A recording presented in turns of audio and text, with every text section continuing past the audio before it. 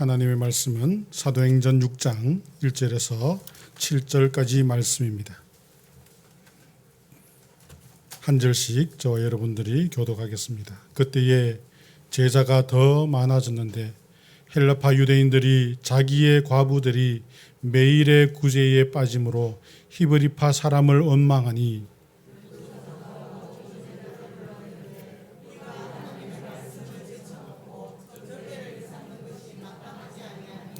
형제들아, 너희 가운데서 성령과 지혜가 충만하여 칭찬받는 사람 7을 택하라. 우리가 이 일을 그들에게 맡기고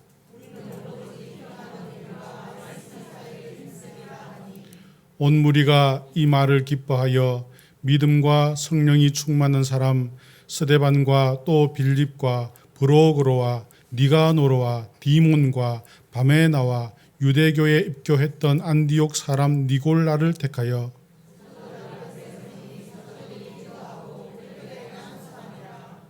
하나님의 말씀이 점점 왕성하여 예루살렘에 있는 제자의 수가 더 심히 많아지고 허다한 제사장의 무리도 이 도에 복종하니라. 아멘. 오늘 우리가 함께 봉독한 말씀을 통하여서 주의 일에 힘쓰는 교회라는 말씀으로 함께 말씀을 나누도록 하겠습니다. 오늘 말씀 6장 1절을 보면 그때에 이렇게 시작합니다. 그때가 언제인가? 여기서 말하는 그때가 언제이냐면요, 우리 5장으로 넘어가서 봐야 됩니다. 5장 40절 말씀을 보시면 5장 40절에 그들이 옳게 여겨 사도들을 불러들여 채찍질하고 예수의 이름으로 말하는 것을 금하고 놓으니 사도들은 그 이름을 위하여 능욕받는 일에 합당한 자로 여기심을 기뻐하면서 공회 앞을 떠나니라. 그들이 날마다 성전에 있든지 집에 있든지 예수는 그리스도라고 가르치기와 전도하기를 그치지 아니하니라. 이렇게 말씀하셨어요. 그러니까 그때가 언제입니까? 그때라는 것은 사도들이 바로 예수 전한다고, 복음 전한다고 온갖 핍박당하고 협박당하고 고통당하고 그런 때였어요. 예수 이름 전하지 마라. 이제 그렇게 억압을 당하는데, 그럼에도 불구하고 사도들은 어떻게 했습니까? 41절 보시면 그 이름을 위하여 능욕받는 일에 합당한 자로 여기심을 기뻐하였다. 내가 이렇게 고통받는 건지, 예수님 전하다가 고통받고 핍박받아도 내가 이것으로 기뻐하는 그러한 때였다라는 것을 알 수 있습니다. 요즘 같으면 어떻습니까? 요즘 같으면 전도하라 그러면 전도합시다 그러면 전도하려고 그래도 의지는 가지고 있어요. 그렇잖아요. 의지는 가지고 있어요. 그래서 물티슈 같은 거 가지고 가서 우리 교회 한번 오세요. 그런데 싫어요. 손 쳐버리고 막 그냥 아예 쳐다보지도 않고 그러면 기분 나빠갖고는 다음에는 내가 전도 하나 봐라 막 그러면서. 그렇지 않으면 교회에서 우리 같이 전도 수요 이런 거 하면 나는 진짜 전도하라 하는 게 제일 싫다 막 이제 그런 시대 아닙니까? 요즘에는. 요즘 그런 시대가 되었어요. 참 그때와 이제 이 그 초대교회 때의 시대와 비교하여 보면 참으로 이제 오늘날 이 시대가 영적으로 보면 답답한 시대입니다. 답답하고 힘든 그런 시대죠. 42절을 또 보겠습니다. 42절을 보시면 그들이 날마다 성전에 있든지 집에 있든지 예수는 그리스도라고 가르치기와 전도하기를 그치지 아니하니라. 그럼에도 불구하고 그때는 어떻게 했다고요? 그럼에도 불구하고 전도하고 말씀 가르치고 하는데 열심히 하는 그러한 때였다. 오늘 말씀을 통하여서 우리가 볼 수 있습니다. 그렇게 했는데 어떻게 되었습니까? 6절에 넘어와서 보면 이제 그렇게 했는데 더 많은 6절에 보시면 그때에 제자가 더 많아졌습니까? 적어졌습니까? 핍박하고 때리고 전도 못하게 하고 그래도 전도하고 말씀 배우고 예배하고 하니까 더 제자가 많아졌다. 이렇게 나와 있습니다. 이와 같이 우리는 제자가 많아지고 적어진다는 거, 여기서 말하는 사도행전에서 제자라는 것이, 이 제자라는 단어가 이 성경 전체에서 사도행전에서 제일 처음 나오거든요. 이와 같이 제자가 많아지는 것이 언제 많아지는가? 협박하고 막 힘들게 하고 그럴 때 위축되고 숨고 그냥 하면 많아지는가? 그런 것이 아니라 어떠한 상황 가운데에서도 예수를 그리스도라고 가르치고 전할 때만 하신다는 것을 볼 수 있습니다. 여기서 우리가 한 가지 결론을 얻는다는 것은요, 교회가 부흥하는 것은 언제 부흥할 수 있습니까? 전도하고 말씀을 배울 때. 우리가 전도하고 말씀 배우고 기도하고 이와 같이 하나님 앞에 온전히 나올 때, 우리가 성도로서의 온전한 그 본질적 모습을 회복할 때 교회가 부흥되어질 수가 있는 것입니다.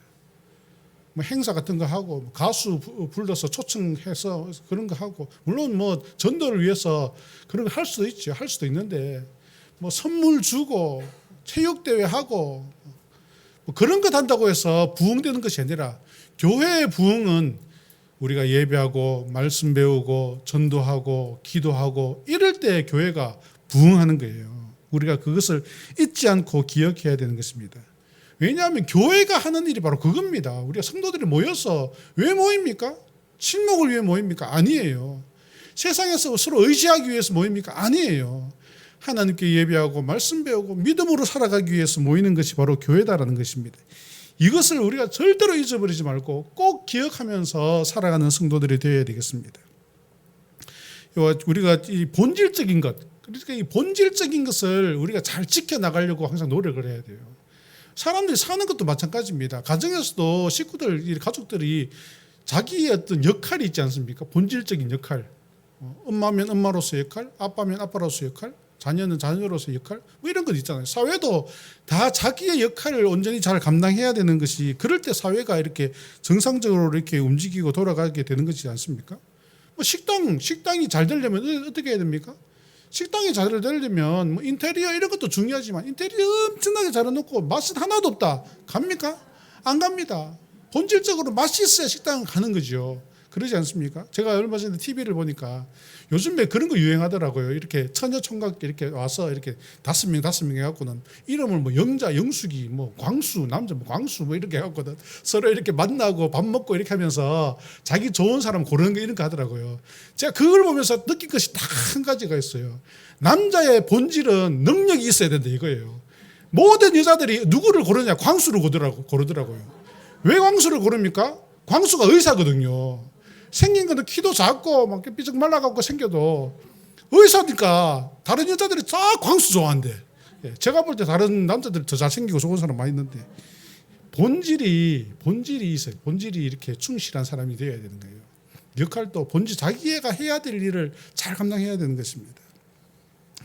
그런데 우리가 오늘 말씀을 보면, 우리가 교회가 말씀 전하고 전도하고 기도하고 이런 본질적인 것을 충실히 감당해야 되는데, 오늘 말씀을 돌아가서 보면요, 예루살렘 교회가 분쟁이 일어납니다.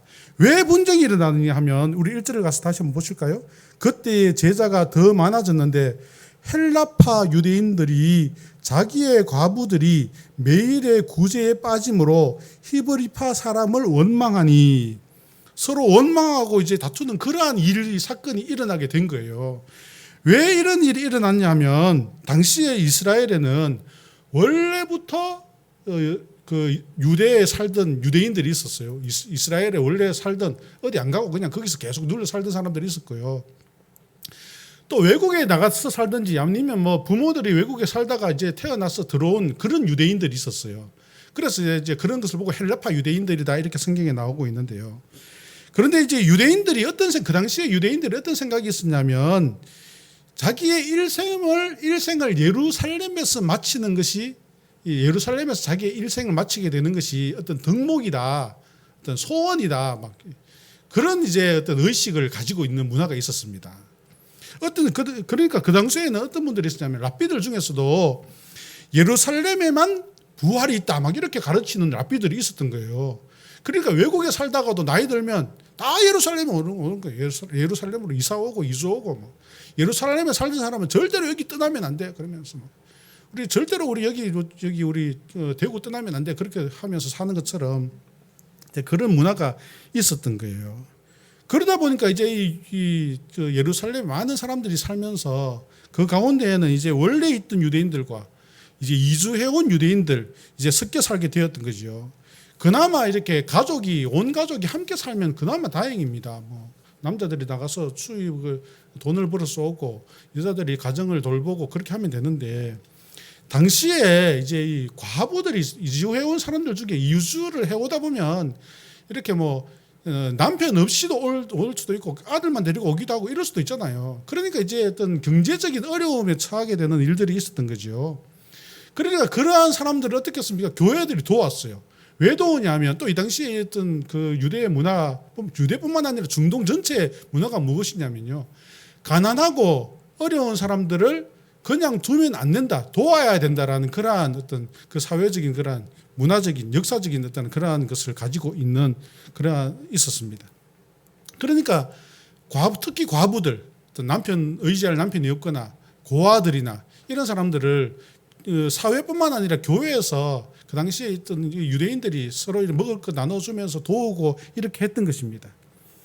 만약에 그런 일을 안 했다, 만약에 교회가 돕지 않고 마을이 돕지 않고 그들을 도왔다가 그 사람들이 굶어 죽거나 어떠한 일을 당하게 되면 그 마을 전체가 수치스러운 마을이 되는 거예요. 그래서 뭐 옛날에 우리나라도 보면 저 시골 같은 가다 보면 뭐 연료문 이런 거 막 세워놓잖아요. 그래서 이제 그런 것처럼 이런 가난하고 힘든 사람들을 잘 도우면 어떤 그런 긍지를 가지는 것이고 그 마을에서 누가 굶어 죽었다 그러면 그 사람들은 마을 전체가 이제 수치를 당하는 그런 문화가 있었던 거예요. 그러니까 예루살렘 교회도 역시 어떤 예배하고 기도하고 뭐 전도하고 이런 일들을 열심히 했지만 또 열심히 한 것이 바로 구제하는 일이었어요. 이 과부들 구제하고 고아들 구제하고 음식 매일매일 오늘 성경에도 보면 나오죠. 매일 구제했대. 매일 먹을 음식을 나누어 주고 그랬던 것입니다. 그런데 이제 이 예루살렘 교회가 점점 커졌잖아요. 앞에서도 우리 이전에 제가 설교를 통해서 말씀드렸듯이 베드로가 막 설교해 버리니까 몇 명이 돌아왔습니까? 5천 명 돌아오고 그랬다잖아요. 그래 교회의 규모가 수천 명, 막 만 명 이렇게 넘어가게 되는 그러한 숫자가 된 것입니다. 그 중에 힘들고 어려운 사람들이 얼마나 많았겠어요. 이들을 이제 구제하는 일을 그나마 공정하게 하겠다 이렇게 해서 누가 이제 그 구제하는 일을 담당했냐면 사도가 몇 명입니까? 12명, 12명이 이 일을 감당하게 된 거예요. 그래서 12명이 그 구제하는 일, 과부와 고아와 가난한 이들을 구제하고 돕고 뭐 매일매일 음식 나눠주고 이런 거 하다 보니까 너무 바쁜 거예요. 하루 종일을 해도 다 못하는 거예요. 그러다 보니까 어떻게 됩니까? 그러다 보니까 누구에게는 더 돌아가는 것도 있고 누구는 못 받는 사람들도 있고 이런 일들이 벌어지게 된 것입니다. 그러니까 뭐 좀 못 받는 사람, 많이 받는 사람 이런 일들 있으니까 불평이 생기는 거죠. 그래서 그 불평 중에 하나가 무엇이냐면 헬라파 유대인들이 우리는 매일 우리 어떤 이웃들은 매일매일 받는 구제에 빠질 때가 있다. 왜 당신들만 이렇게 매일매일 받냐? 막 이제 이런 일들이 일어나게 된 것입니다. 사실 그럴 수도 있잖아요. 우리가 뭐 누구를 돕다 보면 팔이 안으로 굽는다고 해서 가까운 사람 와서 빵 주는데 나 한 개만 더 줘. 집에 우리 시어머니 집에 못 와갖고 있어. 한 개만 더 줘. 그러면 줍니까 안 줍니까? 안 줍니까? 주잖아요. 아는 사람 그 시어머니 갖다 드려 주잖아요. 그런데 모르는 어떤 사람이 와서 우리 집에 지금 아들 그냥 못 오고 지금 공부하고 있는데 한 개 더 줘. 그러면 안 됩니다. 한 개씩밖에 안 됩니다. 그렇게 하잖아요. 예. 그러니까 팔이 안으로 굽는다고 해서 안으로 굽는다고 이 헬라파 유대인들이 소외되고 그런 모습들이 있었던 것 같습니다. 그러다 보니까 이제 분쟁이 발생하고 이런 일들이 있게 되고 교회가 분열되게 되는 것입니다. 교회 분열이 일어나기 시작된 거지요. 제가 5장 말씀 설교할 때도 말씀드렸지만요. 사탄은 교회를 가만히 둡니까? 시험합니까? 사탄은 교회를 시험해요. 끊임없이 교회를 공격합니다. 사탄이 교회를 공격하는데 교회가 뭐 좀 하려 그러면요 못하게 합니다. 왜냐하면 하나님께 영광 돌리는 것을 사탄은 싫어한다. 새신자가 교회 오는 것 사탄은 싫어한다. 그러니까 새신자 교회 오면 제가 지난번에도 말씀드렸죠. 새신자 교회 오면 새신자 집에 가서 꿈꾸면 조상이 나타나잖아요. 죽은 시아버지가 나타나고 교회 가면 안 되겠다 막 그러지 않습니까? 사탄은 하나님 앞에 영광 돌리게 되는 것 엄청나게 싫어합니다. 그래 교회가 하나님 앞에 좋은 일을 하려고 하면요 끊임없이 시험하고 공격한다는 거죠. 우리도 지금 성전 지으려고 하니까 사탄이 시험하고 공격한다는 거죠. 그러니까 이겨내야 되는 거예요. 기도하면 이겨내야 되는 것입니다. 이 사탄의 영적 시험은 중에 어떤 시험이냐면요. 첫 번째는 물리적 시험이었어요. 물리적 시험. 강제로 못하게 하는 것. 그러니까 이 사도들 불러갖고 때리고 핍박하고 너 다시는 예수 그리스도의 이름을 전하면 죽인다 막 이렇게 물리적으로 못하게 하는 이런 시험이 있다는 거죠. 교회 못 가게 하고. 예전에 이제 우리 친구 중에 이제 그 부모님 이제 안 믿고 혼자 나오는 친구 있는데 교회 가는 거 들키면 그냥 허리띠를 맞는데요. 그러면서 교회 오고 막 그랬잖아요. 성경책 집에 가 어쩌다가 들고 집에 갔는데 아버지가 막 성경책 다 찢어서 불에 태우고 그래갖고 막 울면서 막 교회 와서 기도하고 막 그런 적 있잖아요. 이렇게 물리적 시험. 일본 이제 식민지 시대에 어땠습니까? 막 목사님들 데리고 가서 막 고문하고 그랬잖아요. 주기철 목사님 또 손양원 목사님 이런 분 이제 강제적으로 예수를 못 전하게 하고 못 믿게 하는 이런 물리적 시험들이 있다는 거죠. 또 두 번째로 어떤 시험이냐면요. 윤리적 시험이 있습니다. 윤리적 시험. 이것은 어떤 시험이냐면 신앙 양심이 죄를 짓게 만드는 거예요. 신앙 양심. 겉으로는 평온한 것 같은데 신앙 양심이 죄를 짓게 만드는 것. 이 정도는 괜찮아. 사회생활 하다 보면 다 한잔 할 수 있지 뭐. 그러는 거예요. 그냥. 괜찮아. 지금 시대 같은 시대인데 문화가 다 그런 거야. 그냥. 괜찮아. 이렇게 하면서 신앙 양심에 죄를 짓게 만드는. 남들도 다 해. 목사님도 사람이고 우리도 사람이지 뭐. 그러면서 신앙 양심에 죄를 짓게 만드는 그러한 윤리적 시험이 있다는 것입니다. 그래서 어떻게 합니까? 하나님 말씀에 철저하게 순종하는 것 따르는 것을 못하게 해요. 신앙의 순결성을 빼앗습니다. 잃어버리도록 하는 거죠. 오늘날 가장 많은 것이 바로 이 사탄의 이 영적 전쟁 중에 하나가 바로 윤리적 시험인 것 같아요. 교회는 평온하고 성도들이 교회에 와서 예배는 잘 드립니다. 그러나 하나님 앞에 신앙의 순결성을 점점 잃어가는 그런 모습이 있다는 것이죠. 세 번째로 또 영적 전쟁 중에 사탄 마귀의 시험이 어떤 것이 있냐면요. 본질을 잃어버리게 하는 것이죠. 본질을 잃어버리게 하는 것. 그러니까 어떤 좋은 것으로 다 포장해갖고는요. 좋은 것으로 다 포장해갖고는 다른 것을 쫓아가도록. 하나님 말씀인 것처럼 포장해갖고는 다른 것을 쫓아가게 만드는 거예요. 교회가 구제를 해야지 막 그래요. 물론 교회가 구제를 해야죠. 가난한 사람을 돌아보고 해야 되죠. 그렇기 때문에 그래서 이제 이 사도들이 구제하지 않습니까? 구제하는데 매일 이 일만 하다 보니까 바빠서 너무 바쁘니까 말씀을 보거나 가르치거나 기도하거나 전도하거나 하나도 못하게 만들어버리는 거예요. 너무 바쁘게 만들어갖고는 그냥 신앙 본질적으로 우리가 해야 될 것을 못하게 만들어버리는 그런 시험이 있더라는 거죠. 오늘 이 시대에도 그렇지 않습니까? 너무 바빠요. 왜 이렇게 시대가 점점 바빠지는지 모르겠어요. 과학은 더 발전해서 편리한 시대가 되어 가잖아요. 자동차도 타고 멀리 달리고 막 집에 가면 세탁기, 냉장고 막 요즘에는 세탁한 거 다 말려주고 막 그것을 이제 걸어놓으면 다려주고 막 이제 옷 입고 왔는 건 이제 그냥 걸어놓으면 저절로 막 이렇게 깨끗하게 냄새도 다 털어주고 막 저절로 다 하잖아요. 옛날 같으면 어떻습니까? 예전 같으면 막 집에 세탁기 있는 집, 제가 어릴 때 학교 다닐 때 그랬어요. 집에 TV 있는 사람 손들어. 그러고 손들고. 집에 냉장고 있는 사람 손들어. 손들면 우리 집만 냉장고 딱 있더라고. 자랑스럽게 막 손들고 막 이런 적이 있는데. 그럴 때보다 지금 너무나 발전하고 너무나 좋은 시설임에도 불구하고 그때보다 어떻습니까? 구역 모임, 기도 모임, 토요일 되면 성가대 찬양대 찬양 연습 그래갖고는 오후 5시 되면 교회 갔잖아요. 밤 10시까지 연습합니다. 주일 아침에 7시에 교회 가갖고는 밤 9시 되게 집에 가요. 그렇게 했었는데 지금은 시대가 이제 물론 그런 이유들이 있죠. 많은 이제 변화도 있고 사회가 다양해지니까 그럴 이유도 물론 있습니다. 있는데도 불구하고 그러나 바쁘다는 이유로 본질을 잃어버리게 만들더라는 거죠. 바쁘다는 이유로. 우리 성도들 서로 이렇게 우리 권사님들 이렇게 서로 살피고 교회 여직한 자들 위해서 기도하고 그렇게 하잖아요. 하는데 요즘에는 권사님 우리 그 구역에 그 목장에 누구 집사님 전화 한번 해보셨습니까? 안 했다고. 너무 바빠서 못했다고. 물론 바쁘죠. 바쁜 거 다 이해하는데요. 그런데 이제 알고 보면 친구한테는 전화해갖고 한 2시간 전화하고는 2시간 전화하고 끊을 때 뭐라 그럽니까? 야야야야 우리 다시 만나서 이야기하자. 그러잖아요.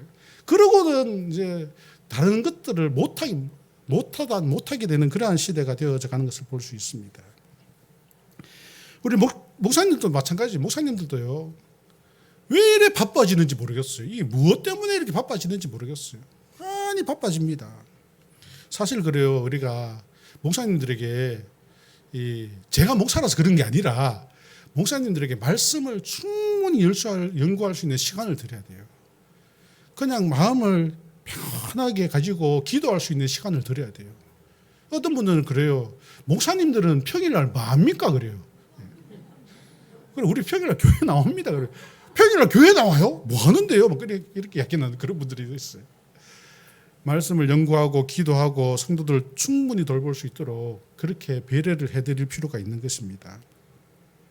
오늘 말씀에 보면 사도들이 어떻게 했습니까? 구제하는 일로 너무 다 바쁘다 보니까 본질적인 것을 감당하지 못했어요.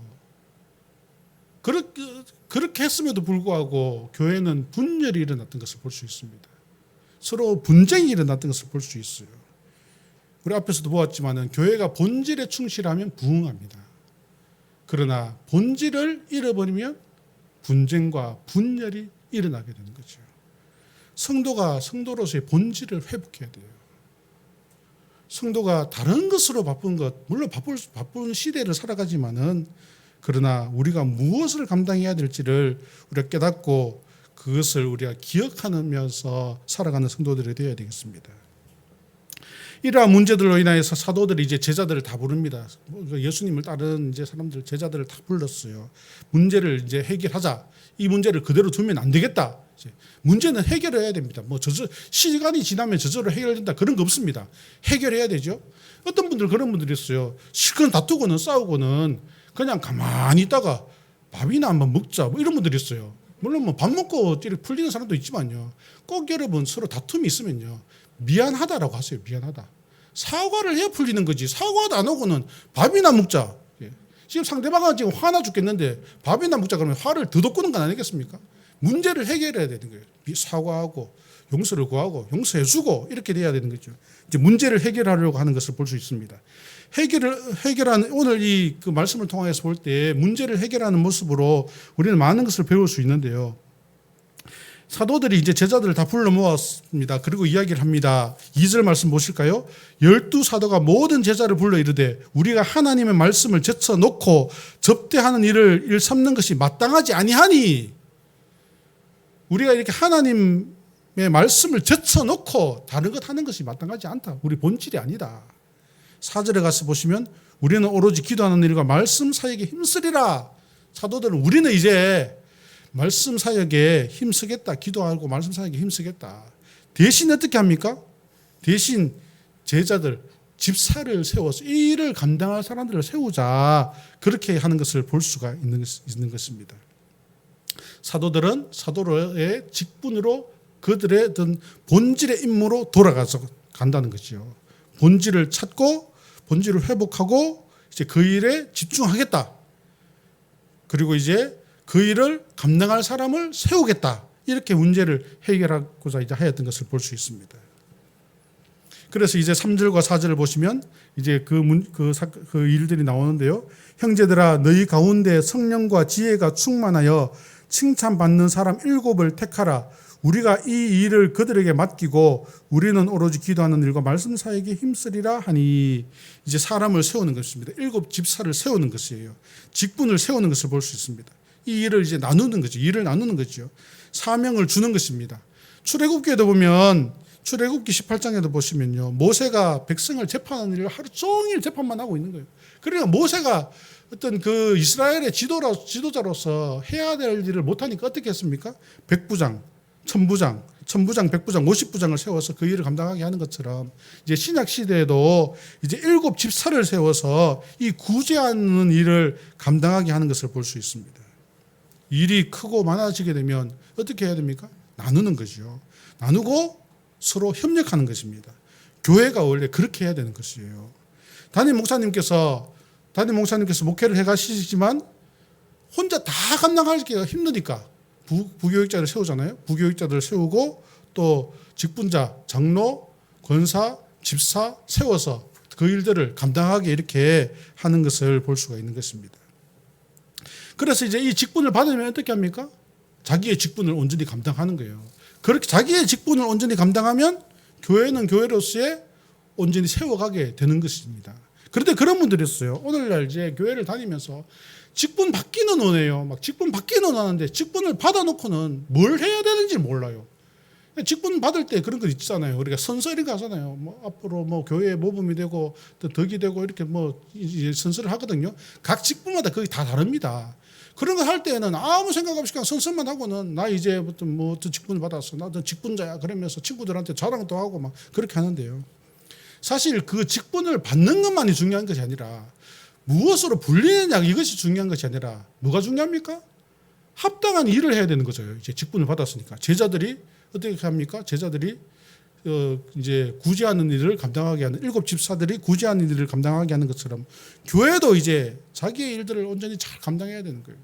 부목사는 부목사 일을 감당해야 되고, 어떤 장로님들은 장로님의 일을 감당하고, 권사님들은 권사님 일을 감당하고, 집사님들은 집사님들의 일을 감당하고. 제가 한 10년 전에 강원도에서 강원도 오지에서 제가 1년을 제가 목회를 한 적이 있어요. 강원도에서. 강원도 가니까 놀라운 게 많더라고요. 저는 원래 시골에 살아본 적이 없거든요. 제가 대구에 태어나서 서울에 살다가 그랬는데 강원도 1년을 이제 우연하게 이제 가게 됐습니다. 처음에 이제 겨울에 아직도 기억나는데 12월 28일 날 제가 강원도에 내려갔습니다. 딱 내려가니까 눈이 얼마나 오는지 막 와 진짜 평생 그만큼 많은 눈을 처음 봤어요. 그래서 와 이 눈이 이렇게 많이 오면 어떡하나 내일 이제 교회 주변이 이제 어떤 다 눈으로 쌓여갖고는 이제 교회 성도들 교회 못 오면 어떡하나 이제 걱정이 막 되는 거예요. 그래서 아침에 일찍 일어나갖고는 우리 아들 뭐 딸 데리고 막 이제 우리 차하고 같이 눈 민다고 막 이러고 있는데 갑자기 이제 뭐 차가 막 오더라고요. 트럭도 오고 사람들이 막 와요. 그냥 이제 교회를 처음 가서 이제 간지 얼마 안 되니까 누군지 잘 모르잖아요. 알고 보니 교회 집사님들이에요. 집사님들이 자기 집에 트럭을 막 몰고 오더니만 그 많은 눈을요. 그냥 막 퍼가서 차에 막 담더니만 어디 가서 막 눈을 버리고 이렇게 해서 정말 몇 시간 안 돼서 그 많은 눈을 싹 치워버리더라고요. 그래, 집사님들이 정말 이런 직분을 감당하는 거구나. 집사님, 이 목사가 혼자 밀어갖고는 다 밀지도 못하는데 하루 종일 밀어도 못 비는데 집사님들이 이렇게 직분을 감당하는구나. 그런 거예요, 집사님들이. 집사님들이 그런 교회에 어떤 협력해야 할 일들을 협력하는 것이 바로 집사님들의 직분인 것입니다. 교회 우리 지금 요즘에 솔직히 말해서 우리끼리 이야기지만 좀 시끄러운 일이 있잖아요. 예, 어떤 분이 그러더라고요. 부목사가 중립을 지켜야지 막 그러더라고요. 부목사는 중립을 지키는 게 역할이 아니에요. 우리 총회 헌법에도 보면 부목사는 뭐라고 돼 있냐면요. 담임 목사의 목회를 보좌하며 그것을 이제 지시를 따른다 이렇게 돼 있거든요. 뭔 부목사가 중립을 지켜요. 담임 목사님의 목회를 이렇게 우리가 보좌하고 하는 거지. 그래서 뭐 잘 모르면서 자꾸 소리 지르래요. 뭐 제가 이런 말 하는 게 목사님한테 뭐 인기 얻으려고 그런 게 아니고 아부하는 게 아니고요. 우리 총회 헌법에 그렇게 되어 있다니까요. 부목사는 담임 목사의 목회를 보좌하고 그 이제 지시를 따라서 이제 도운다 이런 이제 그렇게 되어 있어요. 장로님들은 어떻게 되어 있냐면요. 교회에 덕을 세우고 성도들이 모범이 된다 이렇게 되어 있어요.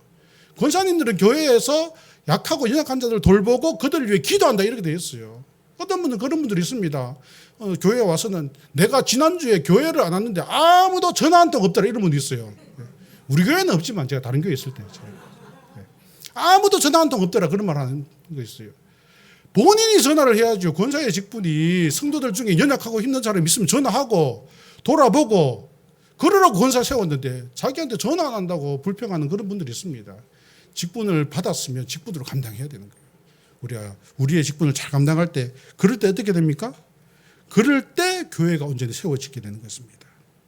그래서 오늘 말씀해 보면 이제 직분자들을 세웁니다. 왜? 구제하는 일을 감당하기 위하여서 교회의 본질을 세우기 위하여서 이와 같이 이제 그 직분자를 세우는데 그런데 이 7 집사를 뽑는 기준이 무엇입니까? 오늘 성경에 보면요. 7 집사를 뽑는 기준이 나옵니다. 기준이.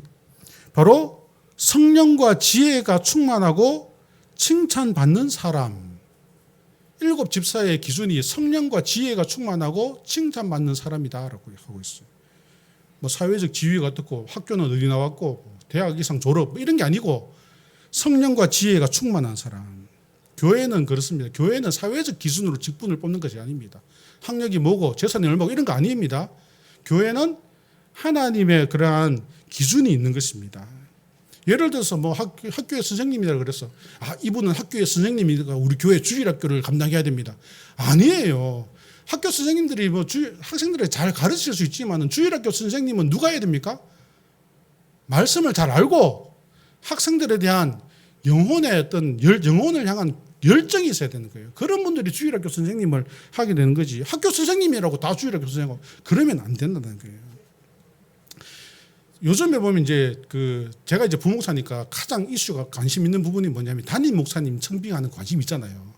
그래서 가만히 보면요. 옛날에는 한 10여 년 전에는 어떤 분들이 이제 담임 목사님으로 잘 가셨냐면 외국에 유학 갔다 오신 분들이 잘 갔어요. 외국 유학 갔다 오면 이렇게 유학 갔다 그랬다 그래서 막 뽑아가고 막 그랬어요.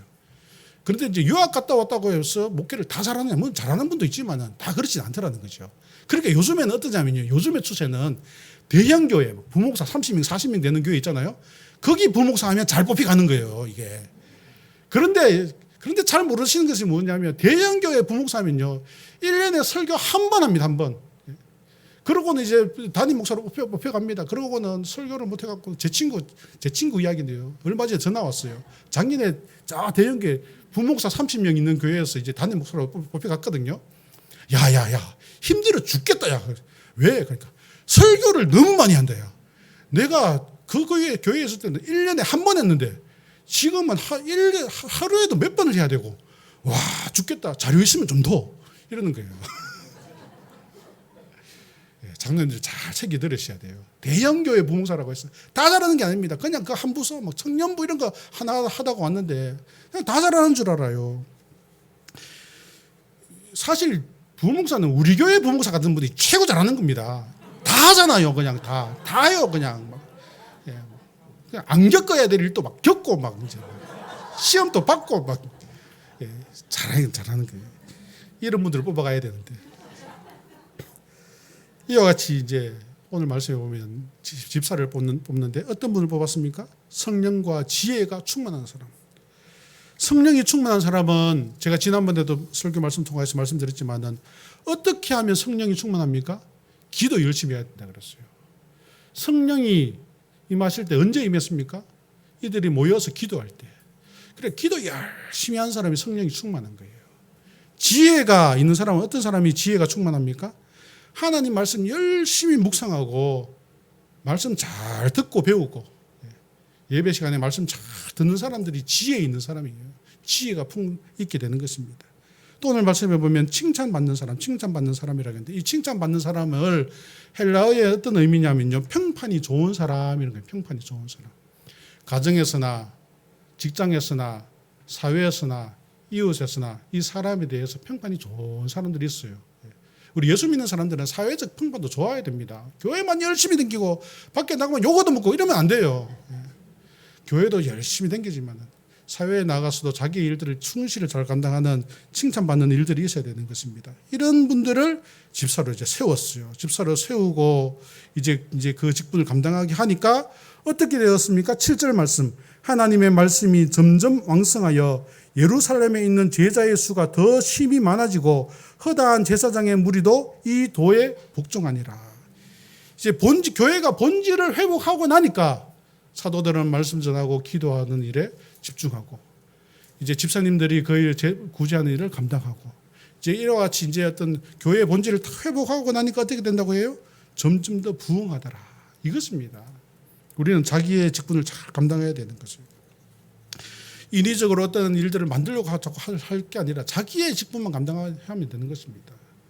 어떤 분들은 너무 감당을 많이 하려는 분이 있고 어떤 분은 너무 안 하는 분도 있어요. 사실 그렇잖아요. 교회 받아도 직분 안 감당하는 분들 이름만 그냥 있고 아무것도 안 하는 분 그것도 문제고 또 너무 열심을 가지고 남의 것까지 자기가 다 하려고 하는 분들 그냥 집사님인데 그냥 목사님 하려고 그런 분들 있잖아요. 그런 분들이 있어요. 그러면 안 되는 거예요.